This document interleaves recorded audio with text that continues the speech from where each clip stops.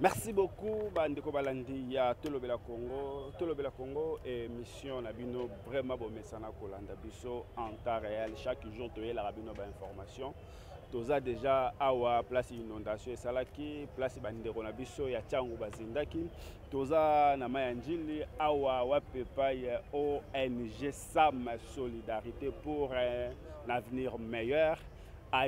Ayoki kolela Bandeko, ayoki pasi ya Bandeko.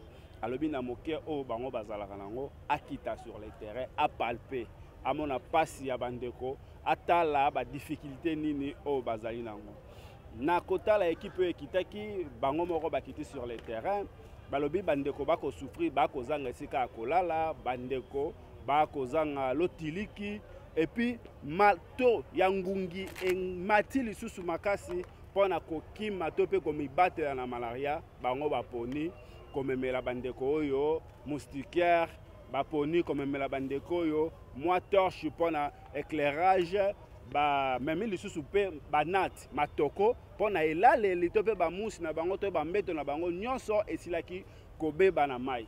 Alors toza na mwana mboka Joseph Bayoko Lokondo président ya association ENA yende tokosola na ye mwana mboka Joseph Bayoko Lokondo. Bonjour. Bonjour Ndeko Séraphin, bonjour Nabaye Bakozwa Ibaku ya Kolanda biso. Nabokebi penza mingi toyebaka sa mesala ba action nango na ville Mbandaka to pe na province ya Équateur. Koya mbangu oyoki bandeko na bazindi okiti na ville ya Kinshasa. Pona ni. Ça ezali une organisation nationale. Très bien. Bien sûr que botama na ville ya Mbandaka ezali ville o Joseph Bayoko Lokondo abikaka. Ezali mboka na ye kasi SAM ezali na caractère national. Très bien. Ndenge tozali koloba sikoyo coordonnateur national ya ONG SAM yazali na Guado. Okay. Guado ezali ville ya Mbandaka te Guado ezali na Nord Ubangi. Azali kuna pe kaka pona kosunga population na cadre ya projet mosusu. Akokende pe na Sud Ubangi na Gemena pe pona kosunga kaka population. Okay. Na yango tovandaka nde na Mbandaka ke SAM elikama nyonso ekoleka na République démocratique du Congo SAM esengeli intervenir. Ndenge lelo tozoyeba kotokoma na Goma te kuna kote bandeko na biso bazali kotungisama na Bukavu pona nzela ezali te. Soki tozwi nzela tokokende pe Bukavu, soki tozwi nzela tokokoma pe Goma pona to assister ba population. Yango tobengi solidarité pour un avenir meilleur. Donc tomi sunga pona lobi ezala malamu. Talaka na libaku oyo ezalaki na ville ya Kinshasa ndenge ba mai ezindisaki bandeko, ce sont des milliers de Congolais bazaki na se ya mai na kotalaka bilili na kotalaka rapport oyo équipe na biso ya SAM Kinshasa ekitaki awa epesaki biso motema pasi. Tozela te kaka ke partenaire moko uta poto apesa biso misolo pona tosunga bandeko na biso. Misolo oyo tomelaka ba bière, misolo oyo tofutaka transport, misolo oyo tosombaka mega, misolo oyo tosombaka unité ekoki pe kosunga biso tomona ke congolais moko azolala za même pas na etoko na somba bière te na sombela etoko na pesa yi. Na yango on va y arriver. Na yango on va anticiper réponse na yo. Mutune ezali boye. Tango koloba misolo oyo tosombaka nango bière misolo na biso moko mais bato balobi ete ezande misolo ya l'état te l'état nde a financé l'état congolais atikali kopesa SAM na lomenya moko te. Misolo oyo SAM asombi mwa biloko oyo yo moko participer ndenge tokabolaki yango euti obena ba cotisation na biso ba membre ya SAM. SAM ezali asbel ezali kosangisa bato nyonso tu oyo basengi basunga bato oyo basengeli basungana meme yo kopesaka ba contribution na SAM pona ezali organisation ya société civile ezali na incompatibilité na mosala na ya mopanzi sango te bandeko ebele pe bapesaka ba contribution na yango ezalaka na kesi ya SAM soki tozali na action tolingi tomene tokomeni yango na misolo wana gouvernement congolais atikali kopesa biso na lomenya te kasi soki alobi ke na expérience SAM ezali na yango na ba information SAM ezali na yango na répertoire SAM ezali na yango na ba sinistré sur terrain que gouvernement se servi na biso comme un pio pona asunga population tokoboya te kasi action oyo t'organiser yango na misolo na biso moko ya caisse ya ONG Solidarité pour un avenir meilleur. Merci beaucoup mwana mboka Joseph Bayoko Lokondo. Awa to yaki kotala bandeko ba difficulté penja nini o bokutani na bandeko baza nango parce que ba kolanda biso de partout bato baza na besoin basunga na mosika bakosala ndenge nini awa sur le terrain moi ndambo boye nango nini penja ezali oyo bazangi nyonso ils sont dépourvus de tous. Très bien. Oh baba penza tout avec S. Biloko nyonso na bango ekei na mai oyo ozomona oyo. Ekei déjà kuna na fleuve. Biloko nyonso batikali na eloko te. Baza même pas na esika bakolala, baza même pas na esika bakosumba, baza même pas na eloko bakolia, baza même pas na courant. Na yango biso totalaki na makoki na biso ezali limité. Nini nde tokoki kosala oyo ekoki komeka un peu pour résoudre des problèmes na bango. Nazali ko rappeler awa ki échantillon oyo biso topesi eza kokoma même pas 1%. Okay. Même pas 1% de la population concernée dans le sinistre oyo. Mais tout ça, c'est un symbole. Faisons notre part de colibri. La femme africaine ne peut donner que ce qu'elle a. Yango biso to somba ki obele banate o ya luf moi matoko wana ezalaka ya moi épaisseur wana. To sombi ba torche pour na courant ezali awa te esinela ko kotinda courant na situation ya mai boete no ki bato bakokufa. To sombi un lot important ya ba torche to pesi bango. Pe to moni que ndenge mai mataki ndenge biloko nyonso ekendeki bangungi bakomi ebele pe bandeko oyo au-delà ya kozala na sinistre oyo ya mai au-delà ya kobika na bacondition ya mabe baza koriske pe batombe na malaria. Yo moko oyebi malaria ndenge ebomaka na mboka na biso. Yango same na mwa misolo mike ya bacotisation na biso tosangisaki tosombeli bango pe un lot important ya bamusike tokabeli bango. Mais naza ko rappeler awa ke bato oyo biso same tokabeli bango baza kokoma même pas 1% ya population oyo ezali concernée na ba inondation. Bokitaki sur le terrain pour na to chité bosololi na bato parce que bozwa ki kolela na bango. Pourquoi bango nyonso bakena na Tata Raphaël? Ndeko. Tata Raphaël kuna moto nyonso akokende ndenge nini. Awa na baza na crainte ya liboso ki okoki kokende okuti ndako na yo ba botoli yo yango. OK. Baza na bana. Ba condition bien sûr ba condition eza malamu mais bato nyonso kuna bazavandika na pièce moko. Ba mususu azana mwa kantini na yeboye azana mwa banjungu na yesa komema banjungu wana nyonso akende nango Tata Raphaël. Soki patiki akokuta yango te bakoyiba. Amema na banjungu etikalaki, amema na ba kantine etikalaki akende nango Tata Raphaël. Et puis transport yango yo wapi akokoma Tata Raphaël. Donc bakenda bango atika awa makolo akoma Tata Raphaël akokoma Tata Raphaël ndenge nini? Est-ce que l'État avait organisé transport ya bateau na pona bakoma Tata Raphaël? Ba bazaki na ba moyen, bazui ba transport et tout bateau bazali awa baza même pas na 100 francs. Même les transports, oui, ko mener bango na Tata Raphaël baza na yango te. C'est pourquoi ils ont choisi de rester ici. Yango na lancaki message awa. Na lobaki que ce que le gouvernement congolais a fait c'est bon. Ya kozwa ba site pona ko vandisa bato. Kasi bato oyo baza na ba site wana o bavandi na bao batikali bazali ebele koleka o bavandi. C'est comme si ba autorité nyonso baza koleka kaka na Tata Raphaël. Baza koleka kaka na stade de martyrs. Baza ko bossa na ke bisika oyo ba inondation esalemaki bato batikali ebele. Na félicité pe fondation Denise Nyakero na mosala malamu oyo aza kosala kuna mais esuka kaka na Tata Raphaël te. Et il y a peine à terrain. Alors, les réalités que nous avons palpées sur le terrain sont insoutenables. Nayangwe Sengeli Bandeko Oyo, Bazala assisté.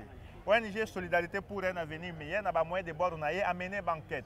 Azapé qu'on continue à identifier les sinistrés. Ce qui l'État congolais, toute organisation, mon sous-sélingue Sunga Bandeko Oyo, bakoki koleka à travers ONG Solidarité pour un avenir meilleur, afin que tu puisses avoir un répertoire autour de Nayango ya bateau, bazai ko bikama B victime ya ba inondation oyo pour na esunga bango pe kozamala. Message na yo mbela na bato nyonso bakolanda biso na monde entier ekozali. Message na ngai ezali boye. Ba oyo bazindi baza ba congolais lokola biso. Biso toye na muke tozwaki topesi. Congolais nyonso ou soit moto nyonso ya motema malamu oyo alingi kosunga bandeko site yebani bisika oyo ezindaki yebani polele akoka koleka ya kosunga bandeko directement. Soki pe alingi asunga bato à travers ONG na biso pona tozana expérience na terrain akoka ko contacter biso à travers site internet na biso ezali www.ong-sam.org. À partir de ya site na biso ya SAM ba contact na biso ezali ba mail ezali akomela biso pour na to accompagner to peut travailler ensemble na ye afin que to sunga bandeko oyo. Pe na ko lancer encore message à partir ya site na biso ba numéro ya téléphone ezali uswata ko benga biso na 085 36 90 438 na kozongela 085 36 90 438 pe nazali ko lancer message na gouvernement congolais lisusu asuka ka na tata Raphaël te oyo na moni awa po bato ba gouvernement na biso ezaka gouvernement ya pesa lengi okomona 1 2 3 jours ba occuper isu na bango eloko te. On ne peut pas accepter que ba congolais batikala ko vivre na ba condition oyo bato oyo bazali awa ezali na bato oyo soki gouvernement venir bango en aide te akoki kosala une année ayebi lisusu ko reconstituer vie na yete. Au moins total to réfléchir en termes d'activité. Ce que le gouvernement a côté à moyen.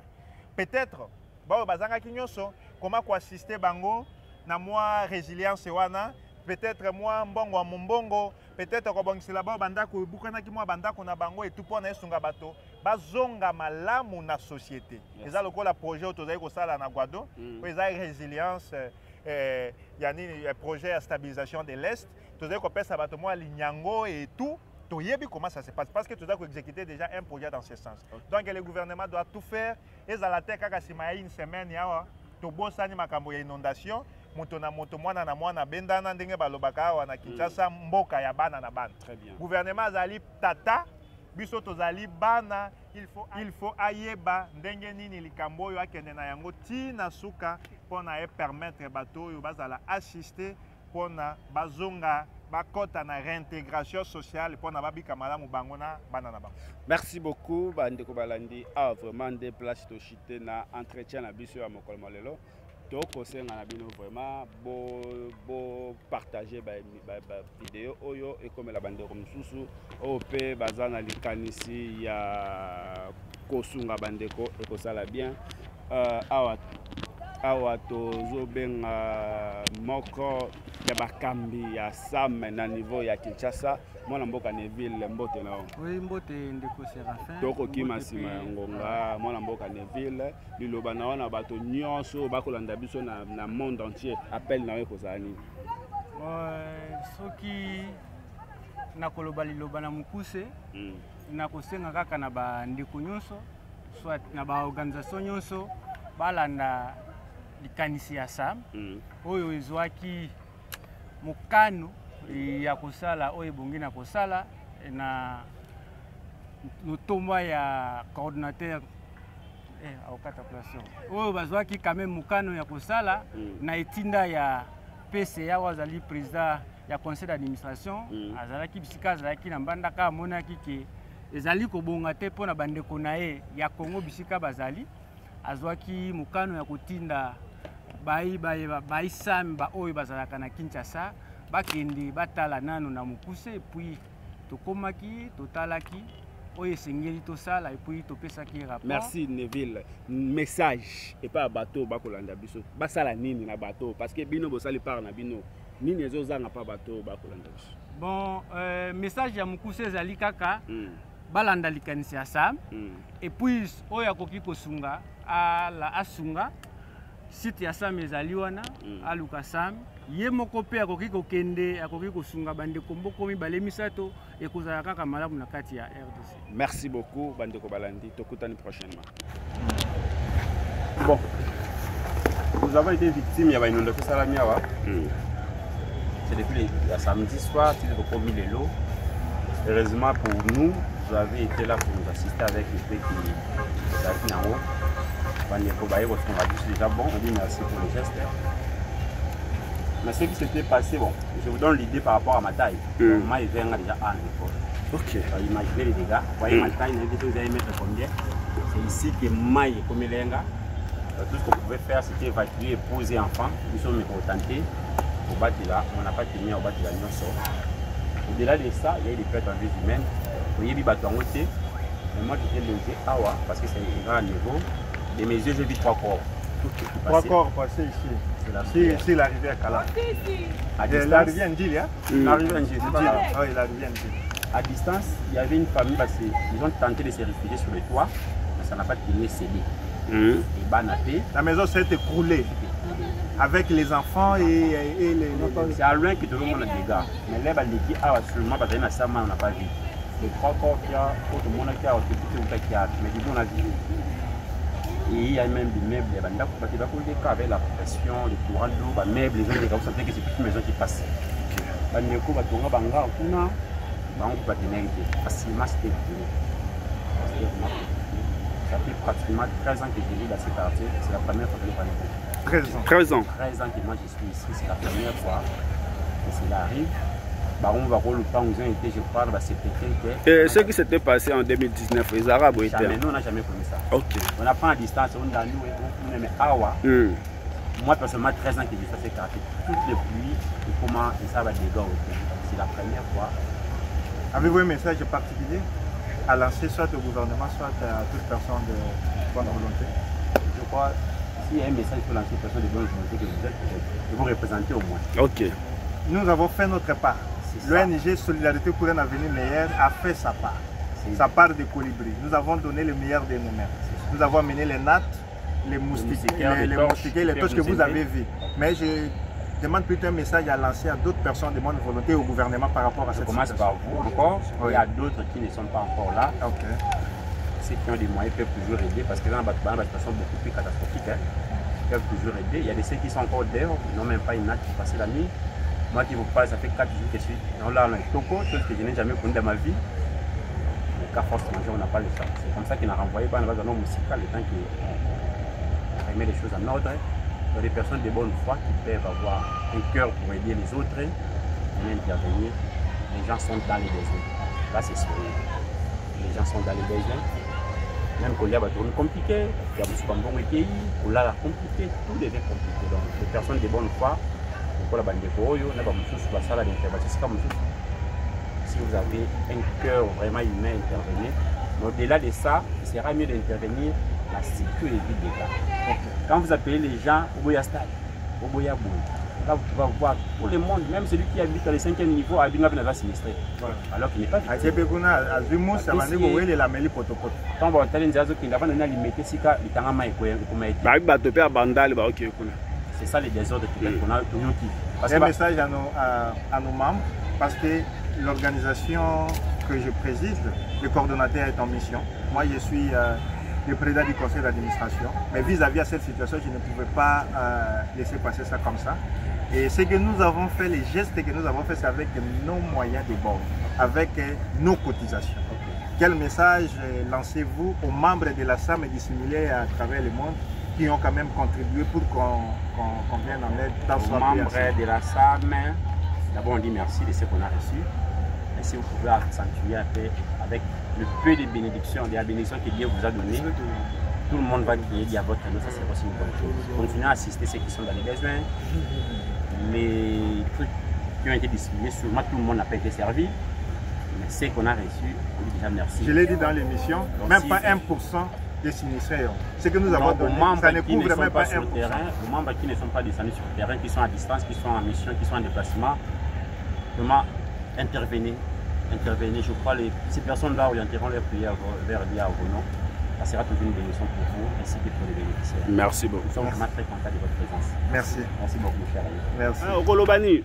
Ngara dobi ngakutu na lingomela mai ngana zonge pona kezo sia kosa de la mana ngai ngana meli mai sianza nzambe mwana na ngamo bale aye asimi ngai mena pesi dino merci atabi loko e poliboye nzama ko bakisa biso ya mosusu o tokolona ekoleka wana me loko moko na kumisi bino merci na bino biso to boti bana mibali OK ndebo sali biso en tout cas oyo ndebo zo tambola boye nzami azwa likumu mwana mobali nyonso na vie abonga yo bino eza bana na biso babonga mena pesi bino merci yo po dindaki na mai ngai na dinaki na mai ko o meri mai ngara mela kite ngara sabuki boye oyebi o nage OK ngai na komisi ndenge boye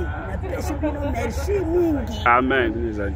Bon, premièrement, message nanga eza pour na remercier nanu attribution SAM pour na bien faire osali pour na ba maman ou tozaki na ba histoire biso ba jeune ya quartier fana tout monde na ba tebele bon na makambo eleki oyo par rapport ya mai oyo événement esali tomoni ba mama ebele ba souffrir makasi mais to sepeli attribution yeli biso tina makolo po biso misoko kende petit kuna bato biso bazokende kuna te ba mama miso tozana bango bazana ba pasi miso bazokaki ba kotambola te mais biso to préférer na biso to kende mais tomoni ke kuna ya musika transport exalté mais to fandi kaka bo tomoni attribution moko yeli biso to kwa ekite ba osala biso makambo mais ya kolobe belé te nzambe kaka apambola attribution ya sam pona ba bien fo asali pona bai biso nanu na ba mama oyo bazolala bangungi ba biloko nyonso debaki bon a par rapport moi mukio ba pesi biso to remercier bango po ekosonga biso nanu na tanda to bandolandela te bandeni to kozonga ya kolobe belé te yo ozala message. OK, merci na bande kuna biso ba yo consoler biso na mokolo alelo na nyonso bosali bosongi biso na pasi moko makasi netu lelo na pokwa lelo toza en torche wana epela tomoni OK bapesi biso torche na ONG na biso Sam ya Sam ayi kosunga population tozindaki bandaku ebungaki na bandaku bato bakufaki mais na remercier tout d'abord pour la fondation Oy ya Sam ndenge baye ko soutenir biso population na mostiger ko pena etoko ya kolalela biloko nyonso ezali penza kitoko mingi. Merci beaucoup penza maton na bao nyonso pe bazolanda biso lisusu na pokwa lelo. Merci na bato nyonso.